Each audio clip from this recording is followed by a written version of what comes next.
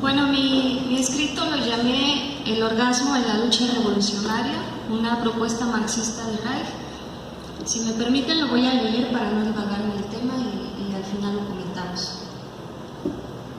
El objeto de este momento de reflexión va encaminado al reconocimiento que considero justo realizar al psicoanalista y marxista Wilhelm Reich, admiración dirigida principalmente a su infinita humanidad, dedicándose al estudio de la juventud, la sexualidad y la libertad de los hombres y mujeres.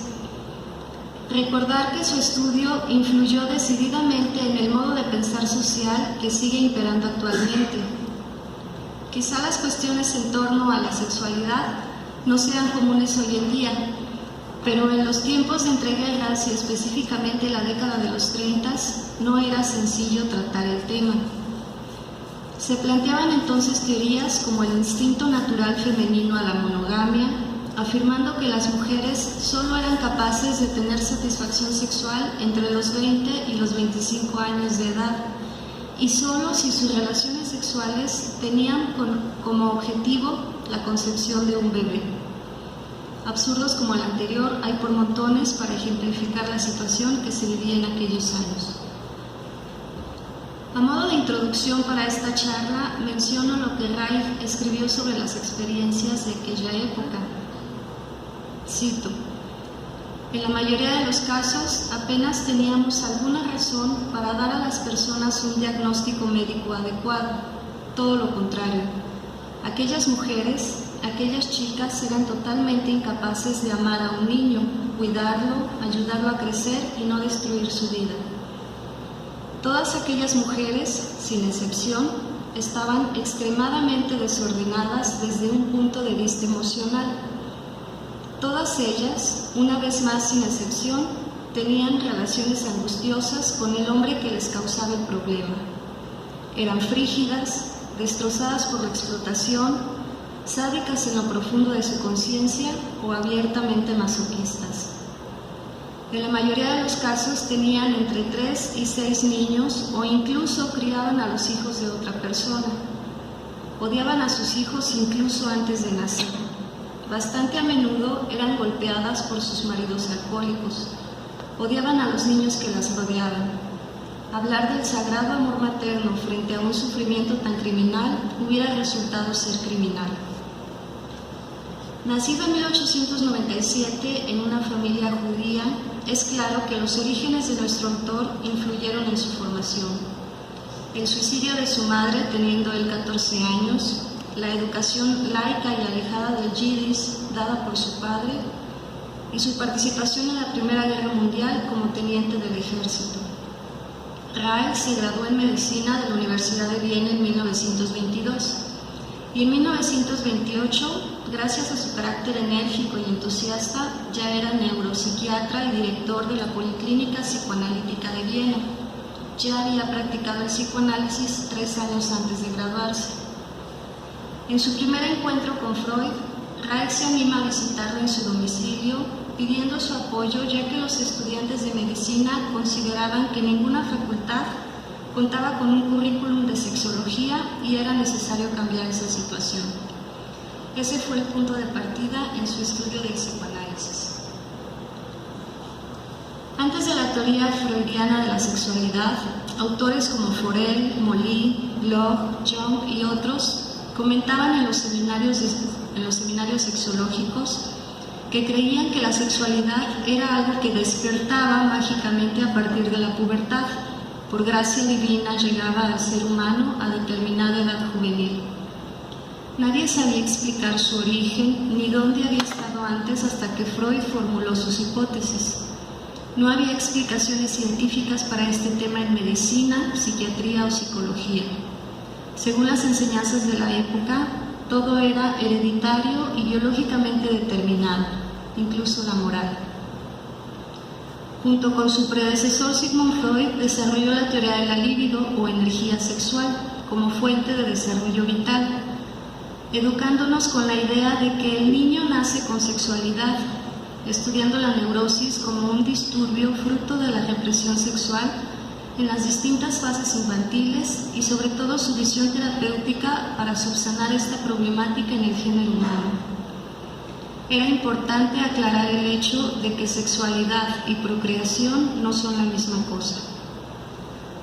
Fueron reiterados los esfuerzos de Reich en los años 30 para ubicar la discusión entre psicoanálisis y marxismo, de tal forma que se pudiera discernir cómo los descubrimientos del psicoanálisis podían ser de utilidad para el marxismo, siendo un complemento psicológico de la sociología histórico-materialista con el fin de resolver la incógnita sobre la correspondencia entre los factores económicos y las estructuras ideológicas. En este contexto, Reich sostiene que la familia de origen es la que produce la inhibición infantil del sujeto, actuando como representante y reproductora de la represión política. Al interior de la familia se constituye la sexualidad del niño y del joven, sexualidad que la familia burguesa y conservadora reprimirá a través de la imposición de una moral que obliga a la represión de la sexualidad infantil y la consiguiente represión de la sexualidad adulta.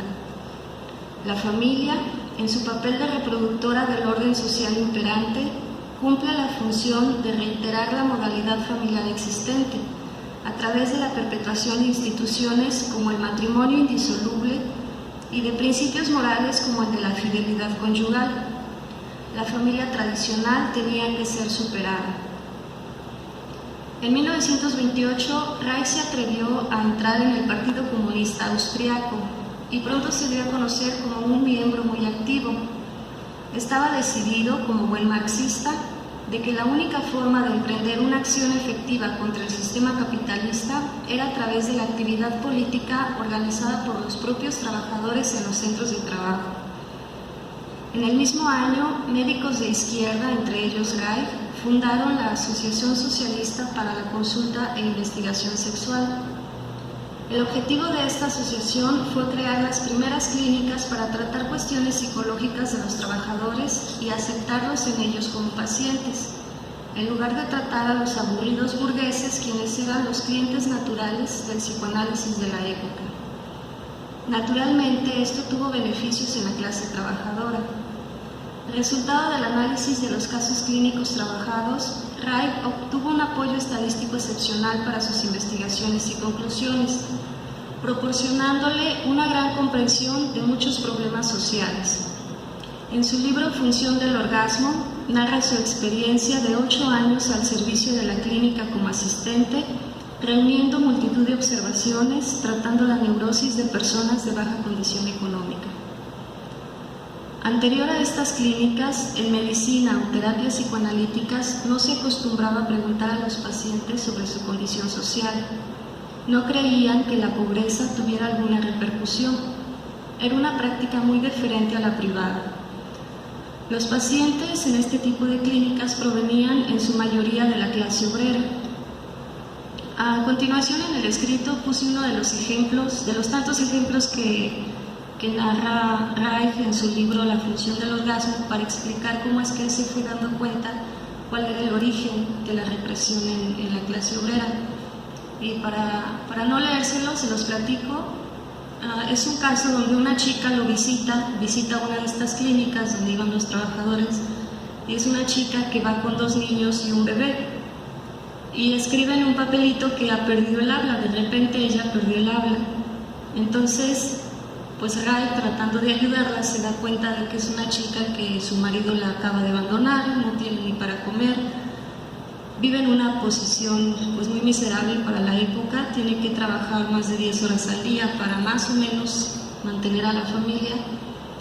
Y el trasfondo de todo es que ella lo que quiere es realmente asesinar a sus hijos para acabar con ese problema, ¿no? y superar un poco la pobreza. Tiene miedo también, como quiere también por otra parte cuidar a sus niños, tiene miedo de ella ir a la policía y confesar lo que quiere hacer con los niños. Entonces es el producto del por qué perdió el habla. Entonces Reich empieza a ayudar y empieza a ver cuál es el trasfondo, ¿no? Además de la cuestión de la sexualidad, donde ella pues fue abandonada, no tenía amor, pues la parte miserable de la vida que tenía pues era el origen de por qué había perdido el habla, y así empieza a narrar varios de los casos. En octubre, conflictos personales. Siendo la ciudad alemana más próspera y vanguardista, esperaba encontrar un ambiente más propicio que la Viena conservadora. En la ciudad alemana creó varias clínicas de información e investigación sobre la sexualidad en varios de sus distritos, muy semejantes a los que había creado en Viena. Dentro de las actividades de estas clínicas se tenían seminarios de higiene y educación sexual entre las clases bajas. Defendía el onanismo, los métodos anticonceptivos, el libre desarrollo sexual infantil y adolescente, el aborto, el fomento de relaciones sexuales y afectivas abiertas como medio para mejorar la salud mental de la sociedad. De ahí el famoso término Sexpol, referido a la Asociación Alemana para una Política Sexual Proletaria, el cual llegó a contar con más de 40.000 miembros. La expulsión de Reich de la Sociedad Internacional Psicoanalítica ocurrió en el año de 1934. La razón principal fue su militancia política. La ironía del asunto radica en que un año antes el Partido Comunista Austriaco lo había expulsado acusándolo de psicólogo burgués. No cabía la psicología en la lucha del proletariado debido a que era vista como un modo de vista burgués. La psicología no podía ser marxista. La neurosis trabajada por los psicoanalistas era llamada una enfermedad de señoras burguesas por los marxistas de la época. Reich se encargaba de refutarlos explicando el tipo de neurosis que sufría la clase obrera, que solo se diferenciaba de la otra por la ausencia del refinamiento cultural.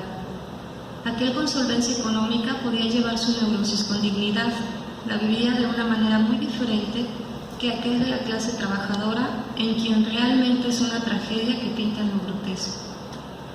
En 1939 se vio obligado a emigrar a Estados Unidos después de andar huyendo por países como Dinamarca, Suecia y Noruega debido a la hostilidad que ya existía contra él.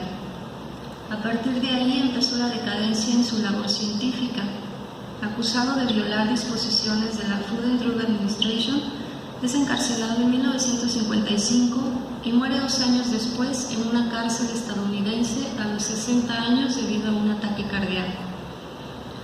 Es por ello importante diferenciar 2 periodos en su obra, el primero de 1919 a 1938 y el segundo del 39 al 57.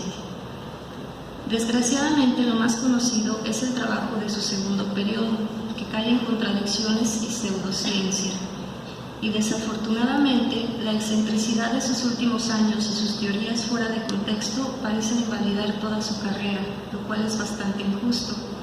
Con todo ello, en este trabajo, lo importante a resaltar es la primera etapa de nuestro autor, de gran fecundidad política e importantes alcances de investigación en el tema social de la sexualidad. En palabras de Reich, esta es su apología, cito: respecto a mi persona y mi obra, pido al lector que considere un hecho sencillo. Los psicoanalistas neuróticos me califican de esquizofrénico. Los comunistas fascistas me combaten como trotskista. Las personas sexualmente lascivas me han acusado de poseer un burdel. La policía secreta alemana me persiguió como bolchevique, los estadounidenses como espía nazi, los charlatanes de la psiquiatría me llamaron charlatán, los futuros salvadores del mundo me calificaron de nuevo Jesús o nuevo Lenin. Yo estoy dedicado a otra labor que requiere todo tiempo y la fortaleza de que dispongo. El trabajo sobre la estructura irracional humana y el estudio de la energía vital, descubierta hace muchos años. En pocas palabras, estoy dedicado a mi trabajo en ergonomía. Al ser Reich un importante discípulo de Freud y un estudioso de las obras de Marx, pudo entender los procesos que se dan en la opresión y el dominio. A través de sus estudios psicoanalíticos, siendo un intelectual militante involucrado en el trabajo de las masas, se dio cuenta de cómo era sometido el individuo desde la infancia a obedecer el orden social establecido y el poder político, y cómo estos paralizan el sentido crítico, el deseo y la rebelión. Le extrañaba la idea de fascismo implantada en la sociedad de su época, el sometimiento tildando al fanatismo de las masas a esa ideología de represión. Ese influjo del fascismo sobre el pueblo tenía como pilares los términos matrimonio, familia, raza, honor, moralidad. El dominio de la clase oprimida por los dueños de los medios de producción rara vez utiliza la violencia brutal. Su arma más importante es el poder ideológico sobre los oprimidos. La base de dicho poder se encuentra fuertemente establecida en el Estado. El factor subjetivo de la historia ha permanecido sin explorar por qué razón los hombres se someten desde hace siglos a la explotación de otro. Mientras que el materialismo histórico apela a los intereses racionales de los seres humanos, se queda corto al tratar de explicar cómo la ideología se forma en las cabezas de las personas.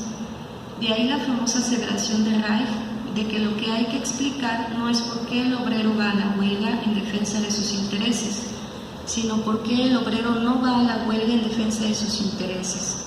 Esto sería una conducta irracional vista desde el punto de vista del materialismo histórico. Reich empezó con los supuestos de que la gravedad de cualquier perturbación psíquica está relacionada directamente con la gravedad de la perturbación de su sexualidad. Y si se quiere trabajar y sanar esa parte, el pronóstico depende directamente de la posibilidad de establecer una capacidad de satisfacción genital completa. La fuente de energía de la neurosis está en el diferencial entre acumulación y descarga de energía sexual. El problema empieza con la constante presencia de energía sexual sin descargar, generando diversas perturbaciones psíquicas con o sin formación de síntomas. El primer requisito para curar la neurosis es entonces hacer consciente la sexualidad reprimida y, en segundo término, en la capacidad de descargar el montón de energía sexual igual al acumulado. Es entonces que Reich formula las bases para la economía sexual, esa síntesis entre el materialismo dialéctico, las ideas marxistas y el psicoanálisis de Freud. La clave del factor económico trasladada a la energía sexual de las masas y la represión y neurosis con la que es manejada. Wilhelm se cuestionaba sobre la causa sociológica de la sexualidad reprimida tanto en la sociedad como en el individuo. Encuentra una explicación totalmente marxista en el origen de la propiedad privada, de los medios de producción y el principio de la división de clases.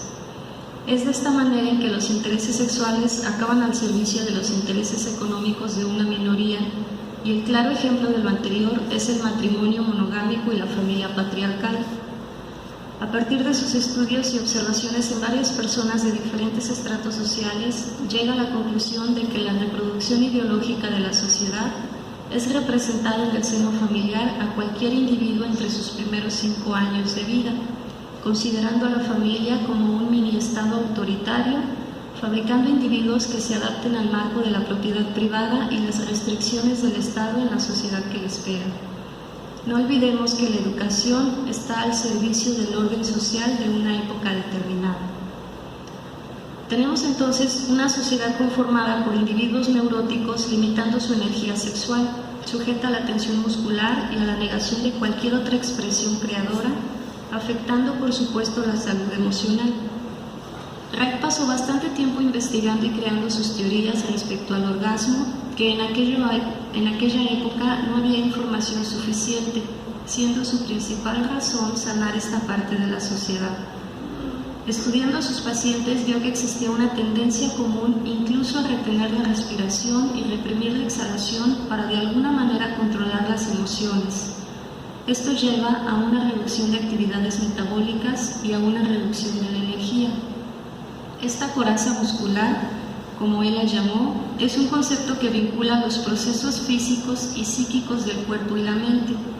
Este concepto reúne varios diferentes aspectos de manera simultánea, aspectos somáticos, psicológicos, sociales y energéticos.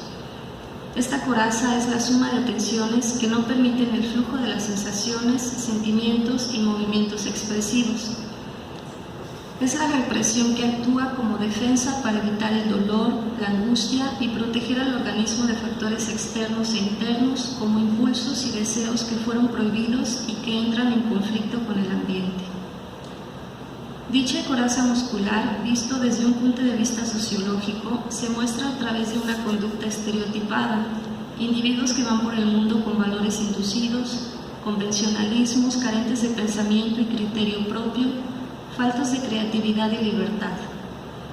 Wilhelm visualizó la necesidad de producir un cambio revolucionario en las actitudes de los seres humanos hacia su ambiente, hacia la sociedad en general y fundamentalmente hacia sí mismo. Una posible existencia humana libre de inhibiciones y represiones que estrangulan el impulso de vivir bien. Esta formación protectora del carácter es la base de problemas psíquicos de aislamiento, de abandono, del sometimiento a la autoridad, del miedo a la responsabilidad, de la angustia sin explicación inmediata. Es la respuesta a la creciente crisis de dependencia y resignación de drogas y alcoholismo. Actualmente no estamos muy lejos de esas descripciones de hace 100 años. ¿Por qué los medios masivos de comunicación hablan tanto de las drogas y tan poco de sus causas?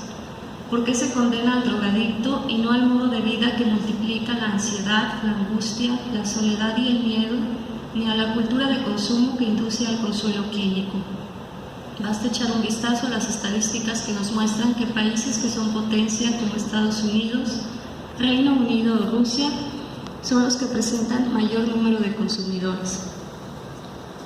El método utilizado por Reich en sus terapias era experimental, como la mayoría de las teorías de la época, que estaba iniciando y no se tenía un tratamiento psicoanalítico para mejorar la neurosis de los pacientes.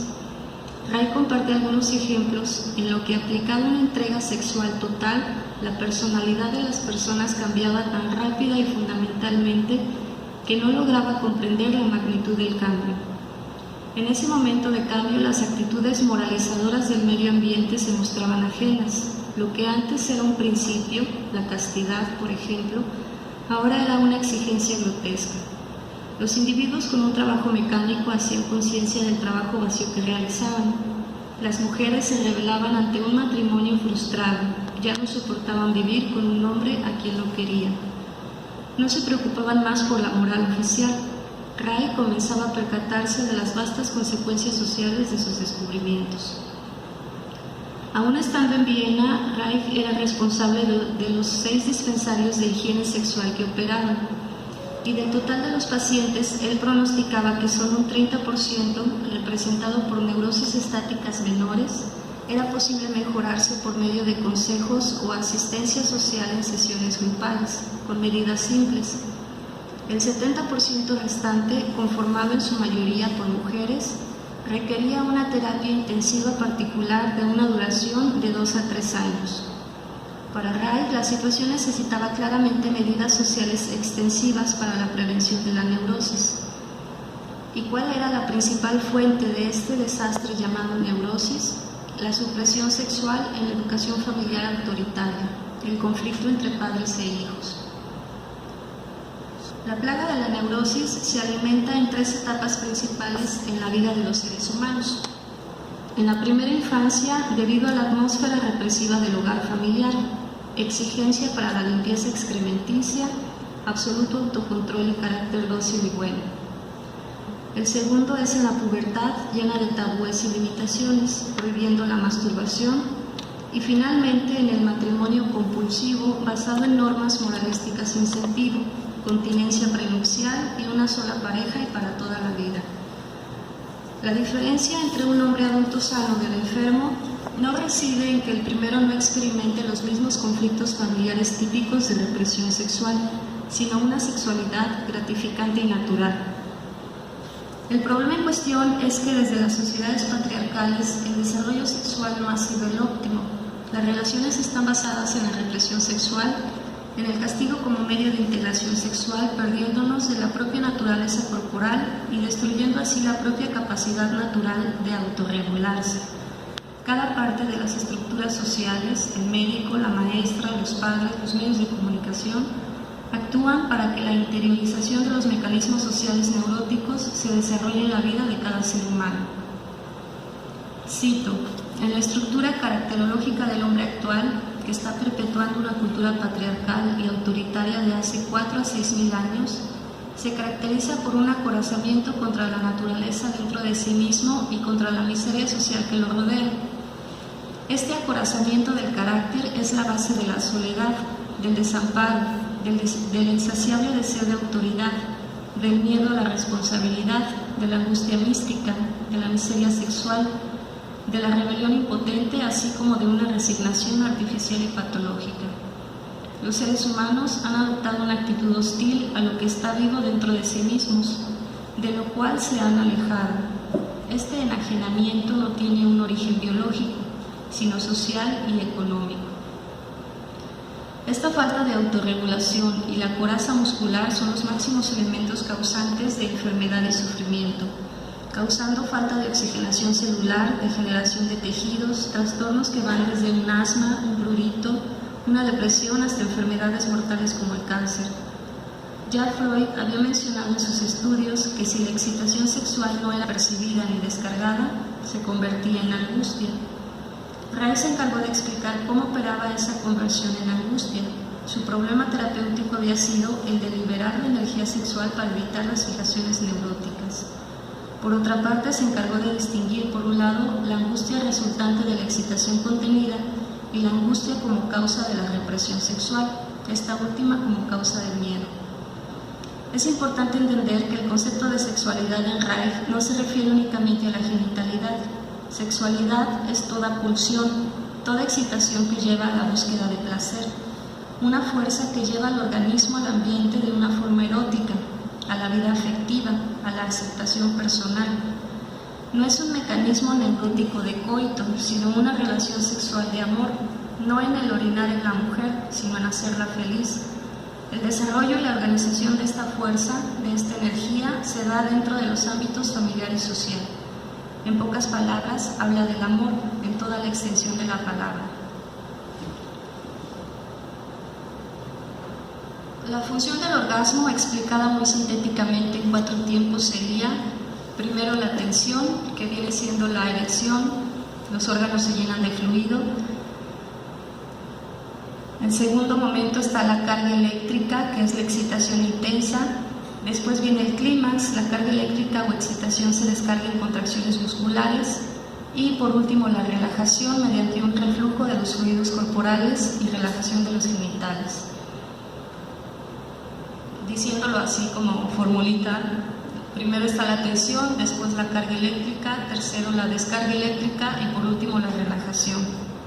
Con estos 4 pasos llama Reich la fórmula del orgasmo, que cumple un papel de autorrelajación energética que nos permite estar en contacto con nosotros mismos y con la realidad. Nos brinda la capacidad biológica y no social para la libertad y para la gestión de nuestra vida. El proceso mencionado tiene varias repercusiones benéficas para el sistema cardíaco, la descontractura y relajación muscular, efectos químicos en el cerebro, etc., afectando distintas profundidades del funcionamiento biológico. Y Reich nos explica que para alcanzar un buen desarrollo en la capacidad orgiástica es necesario un buen desarrollo desde la sexualidad pregenital infantil.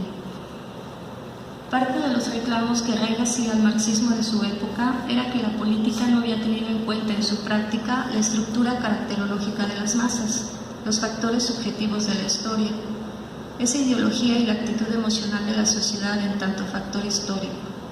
No se pueden rechazar simplemente los factores psicológicos como meramente determinados por la base económica.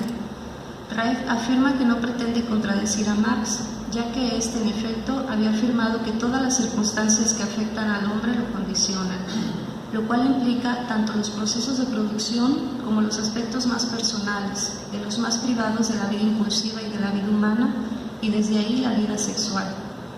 Por eso era tan importante que para Reich integrara a la sociología no solo los datos económicos, sino también los afectivos y sexuales. Un descubrimiento importante de la época y del que Reich se valió para dar más fuerza a sus teorías fue el trabajo realizado por el antropólogo Bronislaw Malinowski, quien en 1914 publica su obra La vida sexual de los salvajes del noroeste de la Melanesia, en la cual refuta la idea de la universalidad del complejo de Edipo postulada por Freud. Malinowski supone que dicho complejo solo se presenta en una familia monogámica y patriarcal, como lo es cualquier típica familia europea de la época. Sin embargo, este tipo de familia no puede generalizarse a otras sociedades del mundo. En su estudio aplicado a las actividades sexuales de los niños de las Islas Trobriand, observó algunos puntos de interés para refutar la universalidad de Freud. Dicho en otras palabras, el complejo de Edipo tiene un origen sociológico y no biológico como se pensaba. Entre los isleños de las Islas Trobriand no es el padre, sino el hermano de la madre quien determina la educación de los niños. El papel que desempeña el padre con sus hijos es de amigo. Esos niños no conocen la represión sexual, realizando las actividades sexuales correspondientes a sus edades de forma natural, libre y sin obstáculos, con plena satisfacción. Justamente por esa razón, entre los isleños no había perversiones sexuales, psicosis, neurosis ni crímenes sexuales. Palabras como masturbación solo significaban para ellos formas artificiales y no naturales de gratificación sexual.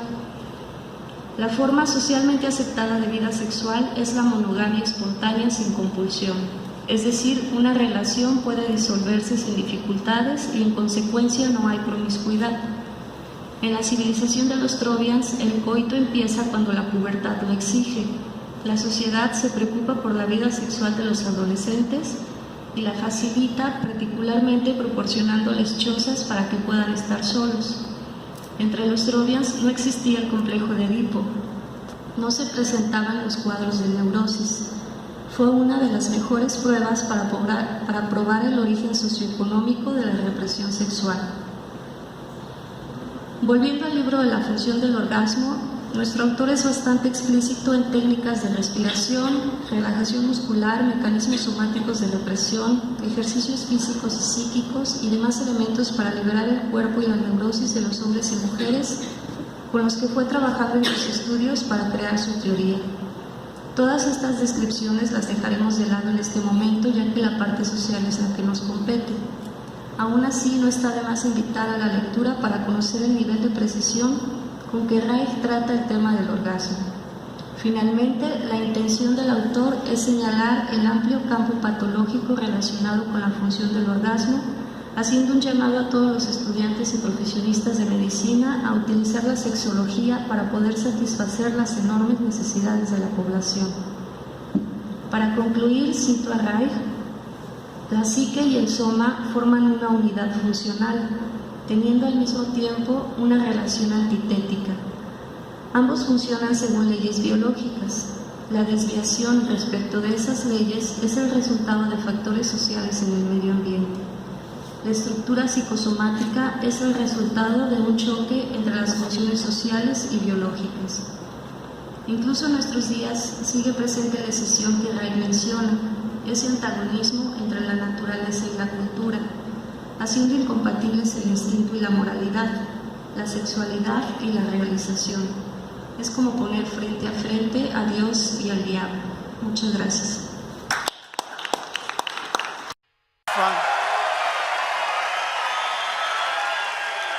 I could be up there tonight smiling like I love where they're hitting you shot after shot. These people, they hate your guts, shot. And then I'm supposed to...